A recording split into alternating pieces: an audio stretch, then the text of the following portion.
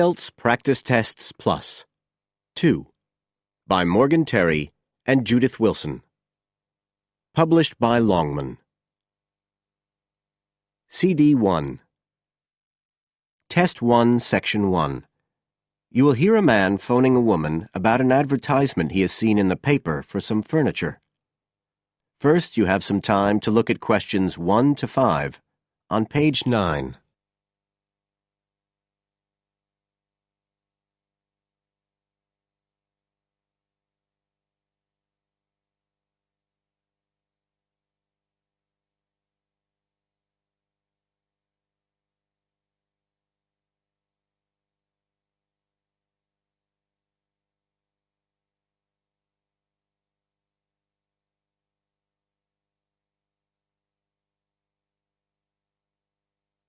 You will see that there is an example which has been done for you. On this occasion only, the conversation relating to this will be played first. 2. So 2, you should answer as you listen, because you will not hear the recording a second time. Listen carefully and answer questions 1 to 5.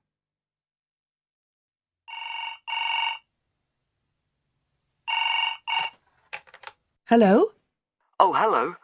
I'm ringing about the advertisement in yesterday's newspaper. The one for the bookcases. Can you tell me if they're still available? We've sold one, but we still have 2 available. Right. Can you tell me a bit about them? Sure. What do you want to know? Well, I'm looking for something to fit in my study. Well, I'm not too worried about the height, but the width's quite important. Can you tell me how wide each of them is? They're both exactly the same size. Let me see, I've got the details written down somewhere. Yes, so they're both 75 centimetres wide and 180 centimetres high. Okay, fine. That should fit in okay. And I don't want anything that looks too severe. Not made of metal, for example. I was really looking for something made of wood. That's all right. They are, both of them. So, are they both the same price as well? No, the first bookcase is quite a bit cheaper. It's just £15. We paid £60 for it just 5 years ago, so it's very good value. It's in perfectly good condition. Well, they're both in very good condition, in fact. But the first one isn't the same quality as the other one. It's a good, sturdy bookcase. It used to be in my son's room, but it could do with a fresh coat of paint. Oh, it's painted? Yes, it's cream at present. But as I say, you could easily change that if you wanted, to fit in with your colour scheme. Yes, I'd probably paint it white if I got it. Let's see, what else? How many shelves has it got? 6. 2 of them are fixed, and the other 4 are adjustable, so you can shift them up and down according to the sizes of your books. Right, fine. Well, that certainly sounds like a possibility. Before you hear the rest of the conversation, you have some time to look at questions 6 to 10 on page 9.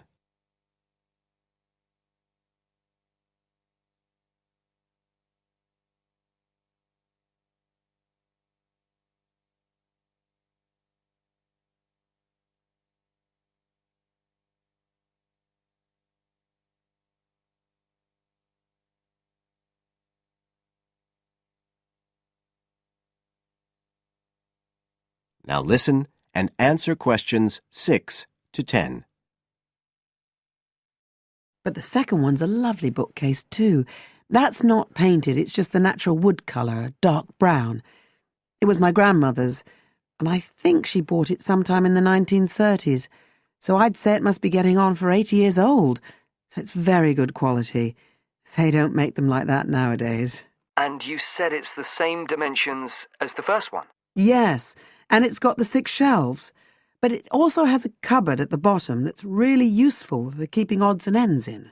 Right. Oh, and I nearly forgot to say, the other thing about it is it's got glass doors, so the books are all kept out of the dust. So it's really good value for the money. I'm really sorry to be selling it, but we just don't have the room for it. So what are you asking for that one? £95. It's quite a bit more, but it's a lovely piece of furniture. A real heirloom. Yes. All the same, it's a lot more than I wanted to pay.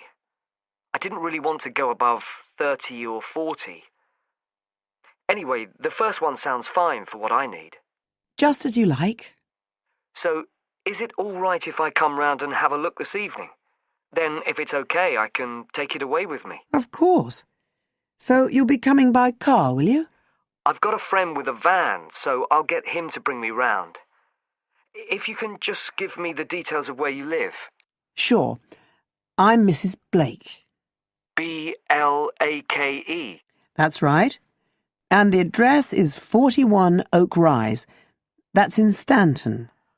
Okay, so I'll be coming from the town centre. Can you give me an idea of where you are? Yes. You know the road that goes out towards the university? Yes. Well, you take that road and you go on till you get to a roundabout. Go straight on, then Oak Rise is the first road to the right. Out towards the university, past the roundabout, first left. First right. And we're at the end of the road. Got it. So I'll be round at about 7, if that's all right. Oh, and my name's Connor. Connor Field. Fine. I'll see you then, Connor. Goodbye. Goodbye. That is the end of section 1. You now have half a minute to check your answers.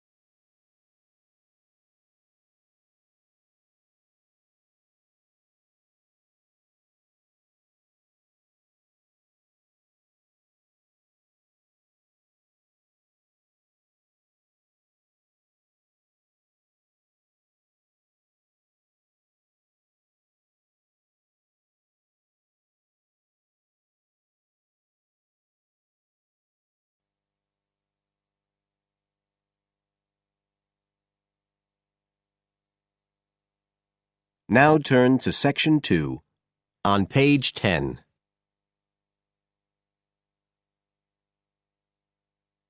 Section 2. You will hear a talk on New Zealand radio about an art sale which is being held to raise money for charity. First, you have some time to look at questions 11 to 13 on page 10.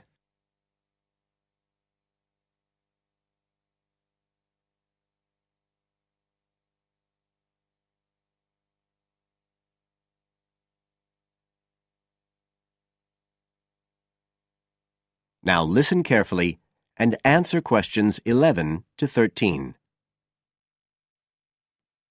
One of the most anticipated art events in Christchurch is the charity art sale organised this year by Neil Curtis.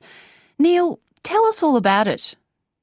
Well, Diane, this looks like being the biggest art sale yet. And the best thing about it is that the money raised will all go to charity. So what you probably want to know first is where it is. Well, the pictures will be on view all this week, most of them at the Star Gallery in the shopping mall. But we have so many pictures this year that we're also showing some in the cafe next door. So do drop in and see them any day between 9 and 5. Now, if you're interested in buying rather than just looking, and we hope a lot of you will be, the actual sale will take place on Thursday evening, with sales starting at 7:30. Refreshments will be available before the sale, starting at 6:30. We've got about 50 works by local artists showing a huge range of styles and media, and in a minute I'll tell you about some of them. You're probably also interested in what's going to happen to your money once you've handed it over.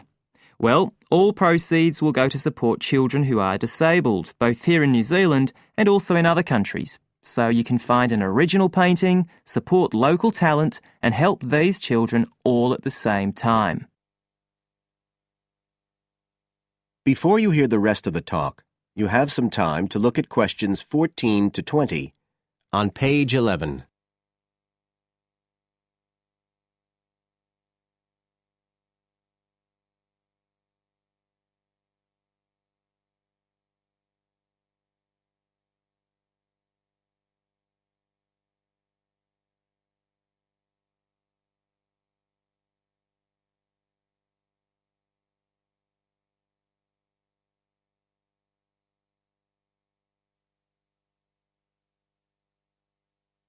Now listen and answer questions 14 to 20.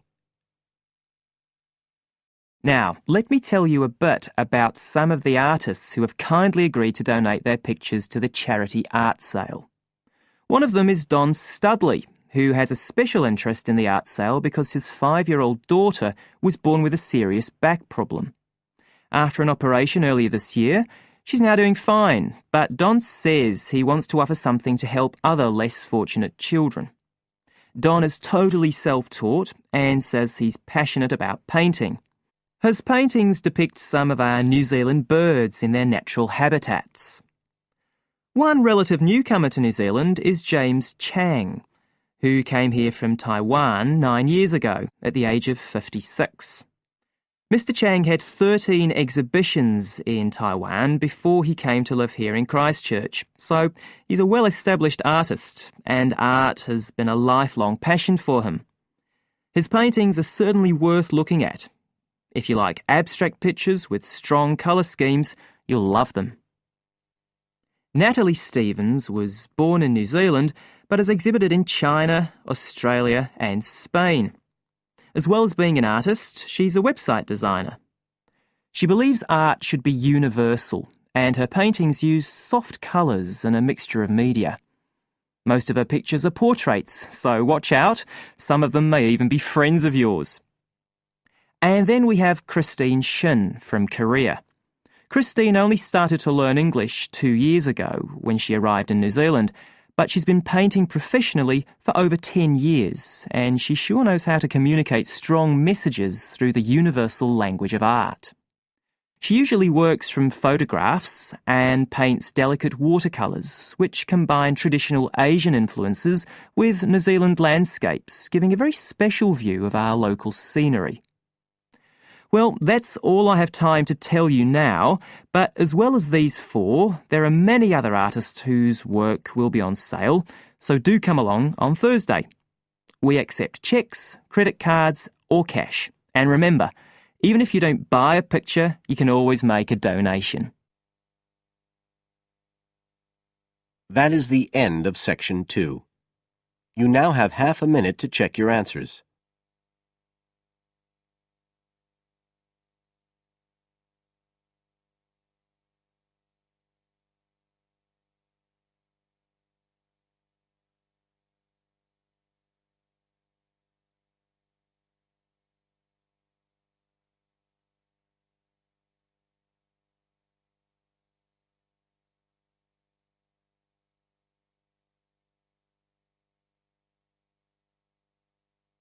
Now turn to section 3 on page 12.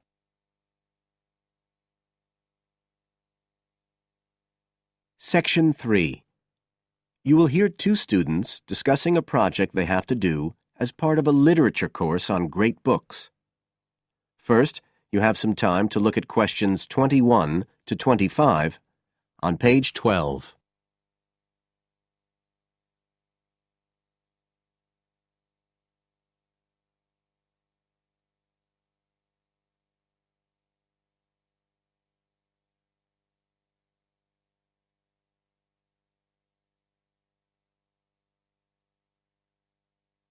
Now listen carefully and answer questions 21 to 25.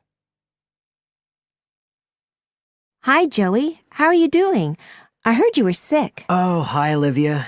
Yeah, I had a virus last week, and I missed a whole pile of lectures, like the first one on the great books in literature, where Dr. Castle gave us all the information about the semester project. I can give you copies of the handouts. I've got them right here. That's okay. I already collected the handouts, but I'm not very clear about all the details. I know we each have to choose an individual author. I think I'm going to do Carlos Castaneda. I'm really interested in South American literature. Have you checked he's on the list that Dr. Castle gave us? We can't just choose anyone. Yeah, I checked. It's okay. Who did you choose? Well, I was thinking of choosing Ernest Hemingway, but then I thought, no, I'll do a British author, not an American one. So I chose Emily Bronte. Okay. And first of all, it says we have to read a biography of our author. I guess it's okay if we just look up information about him on the internet? No, it's got to be a full-length book.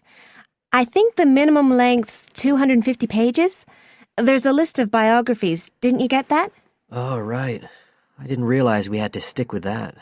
So, what do we have to do when we've read the biography? Well, then we have to choose one work by the writer. Again, it's got to be something quite long. We can't just read a short story. But I guess a collection of short stories would be okay? Yes, or even a collection of poems, they said. But I think most people are doing novels. I'm going to do Wuthering Heights. I've read it before, but I really want to read it again now I've found out more about the writer. And then the video. We have to make a short video about our author and about the book. How long has it got to be? A minute. What? Like 60 seconds? We got to give all the important information about their life and the book we choose? Well, you can't do everything. I wrote it down somewhere. Yes, Dr. Castle said we had to find or write a short passage that helps to explain the author's passion for writing, why they're a writer. So we can back this up with reference to important events in the writer's life, if they're relevant. But it's up to us, really.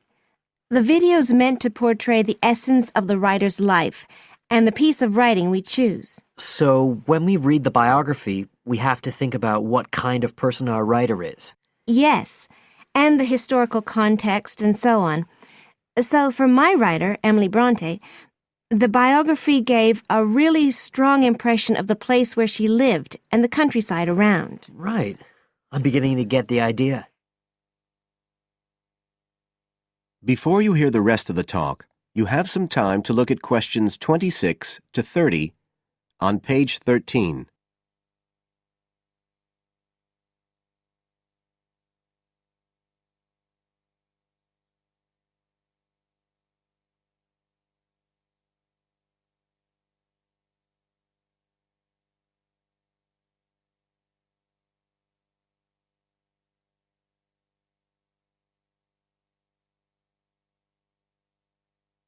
Now listen and answer questions 26 to 30. Can I check the other requirements with you? Sure. The handout said after we'd read the biography, we had to read the work we'd chosen by our author and choose a passage that's typical in some way, that typifies the author's interests and style. Yes, but at the same time, it has to relate to the biographical extract you choose. There's got to be some sort of theme linking them. Okay, I'm with you. And then you have to think about the video. So are we meant to dramatize the scene we choose? I guess we could, but there's not a lot of time for that. I think it's more how we can use things like sound effects to create the atmosphere, the feeling we want. And presumably visuals as well? Yeah, of course.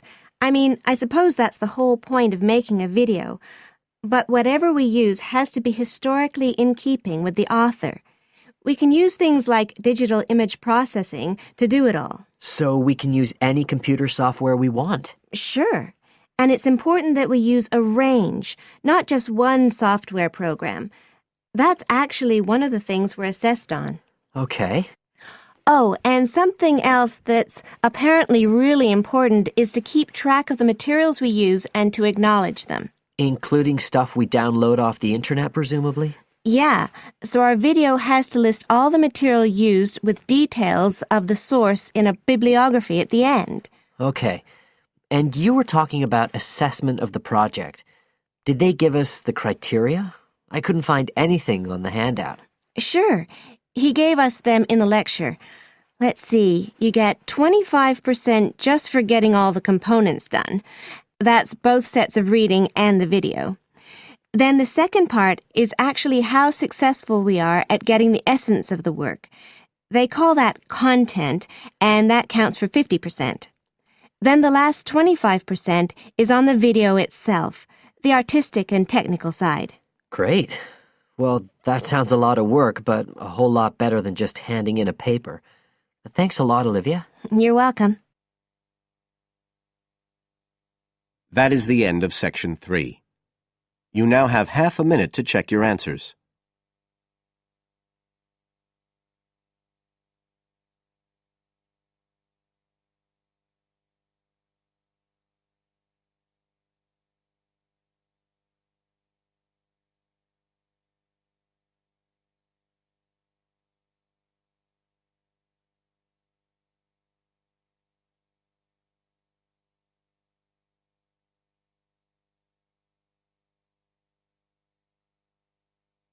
Now turn to Section 4 on page 14.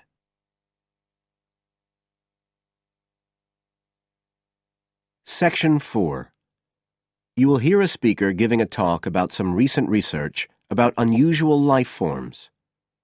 First, you have some time to look at questions 31 to 40 on pages 14 and 15.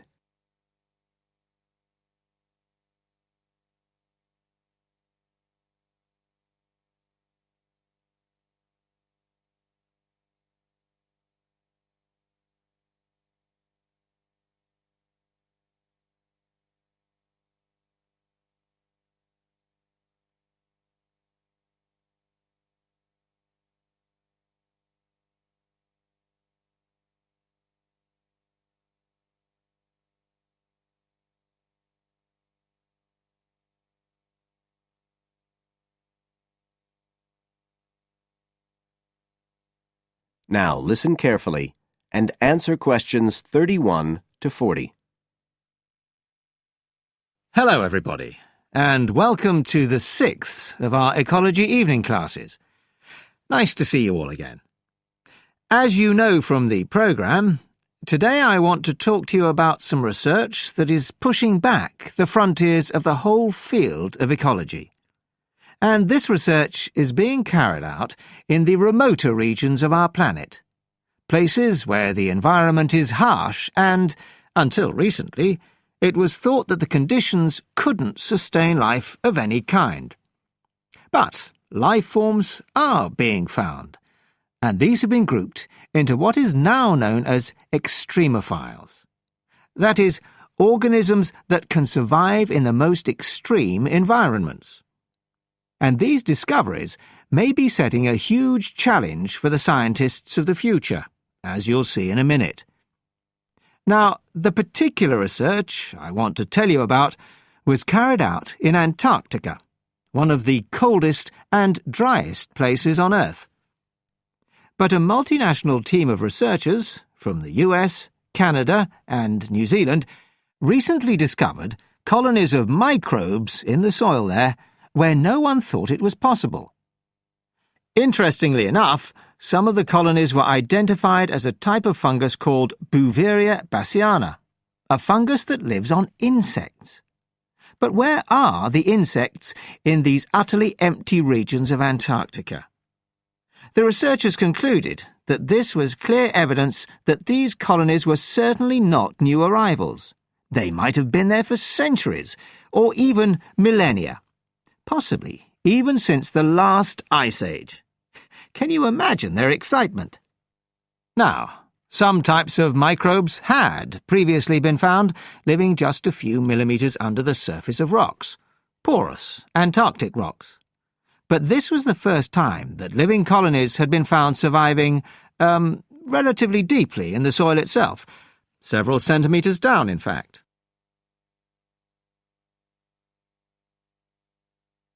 So, the big question is, how can these colonies survive there? Well, we know that the organisms living very near the rock's surface can still be warmed by the sun, so they can survive in their own microclimate.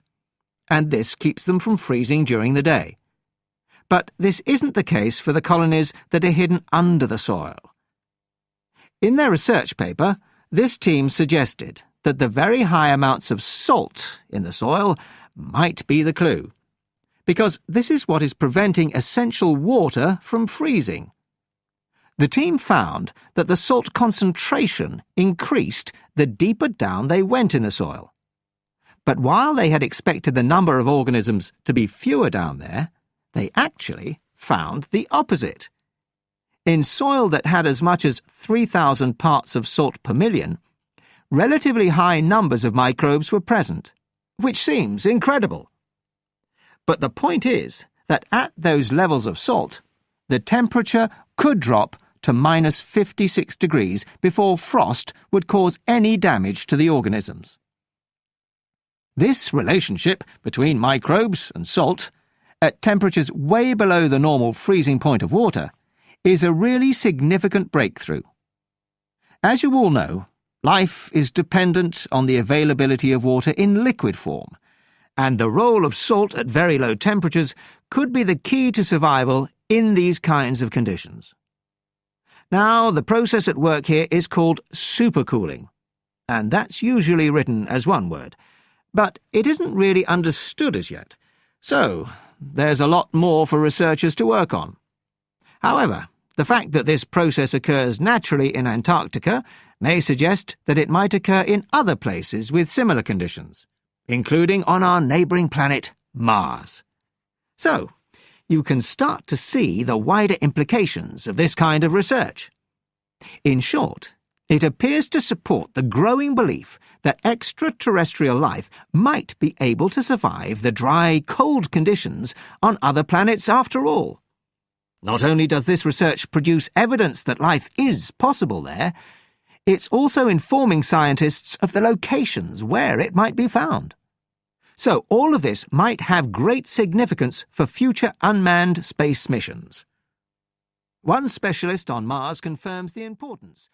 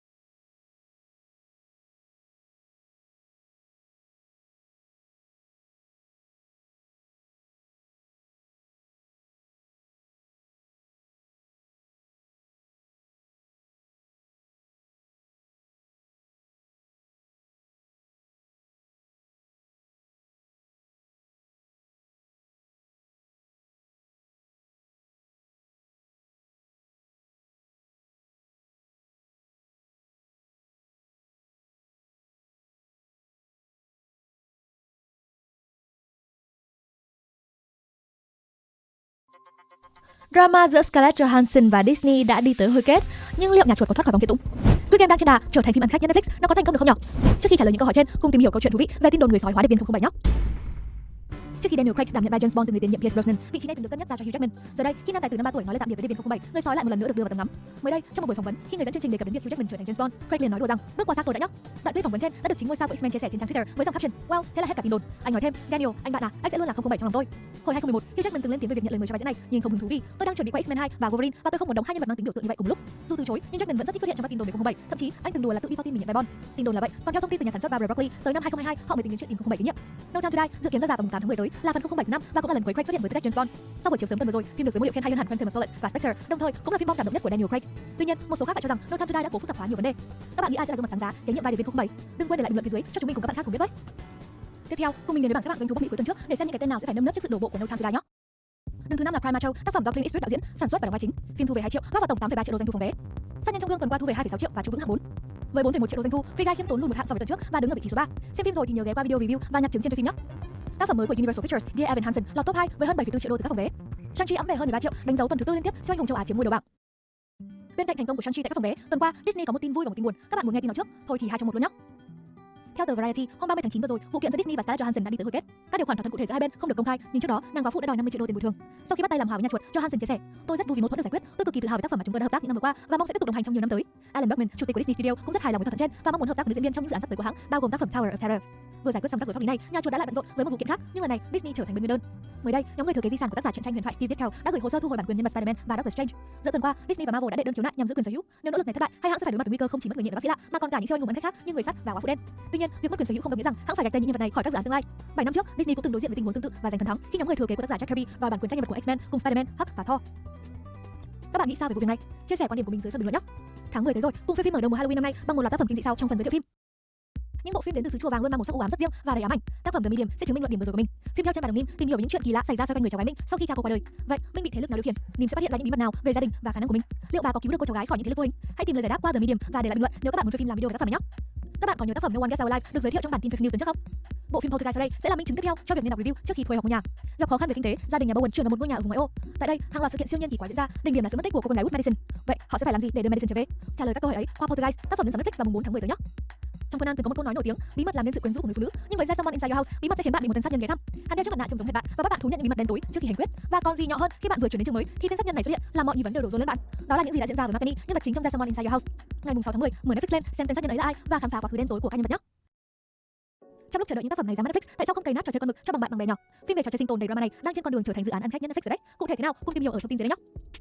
Tại hội nghị code của Vox Media hồi giữa tuần, giám đốc nội dung của Netflix, Ted Sarandos đã bày tỏ sự ngạc nhiên khi tiết lộ series Squid Game có thể sẽ sớm trước ngôi Bridgerton để trở thành tác phẩm ăn khách nhất của Netflix. Trước đó, mùa đầu của Bridgerton dẫn đầu nền tảng trực tuyến này khi cán mốc 82 triệu lượt xem. Tuy nhiên, con số này đang bị đe dọa bởi loạt phim sinh tồn đến từ xứ sở Kim Chi. Tác phẩm đã đứng top 1 trending Netflix ở 90 quốc gia trong 10 ngày liên tiếp.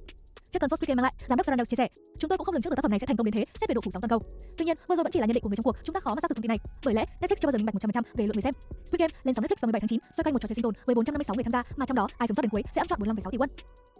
Các bạn đã xem tác phẩm này chưa? Đừng quên để lại bình luận gợi ý nội dung sản xuất video cho chúng mình nhé. Còn tiếp theo, hãy đến với phần điểm tin để cập nhật những thông tin mới nhất về Gladiator 2, màn tái hợp của George Clooney cùng Brad Pitt và phim Wonka của trái đào Timothée Chalamet. Rowan Atkinson tham gia phim Wonka cùng Timothée Chalamet. Rowan Atkinson, Sally Hawkins và Olivia Colman được xác nhận sẽ góp mặt trong dự án phim Wonka cùng Timothée Chalamet. Phim được lấy bối cảnh một thời gian dài trước phiên bản của Johnny Depp, tập trung vào chuyến phiêu lưu của nhân vật Willy Wonka trước khi anh mở nhà máy sô cô la nổi tiếng thế giới. Paul King, người đứng sau thành công của Paddington, sẽ ngồi ghế đạo diễn và cùng Simon Fanaby đảm nhận phần kịch bản. Phim dự kiến ra rạp vào tháng 3 năm 2023. Ridley Scott sắp hoàn thành kịch bản Gladiator 2. Theo The Hollywood Reporter, đạo diễn Ridley Scott đang hoàn thành kịch bản cho hậu truyện của Gladiator. Phim lấy bối cảnh gần 3 thập kỷ sau sự kiện gốc, khai thác câu chuyện trưởng thành của Lucius, con trai của Lucia và cháu của hoàng đế La Mã Commodus.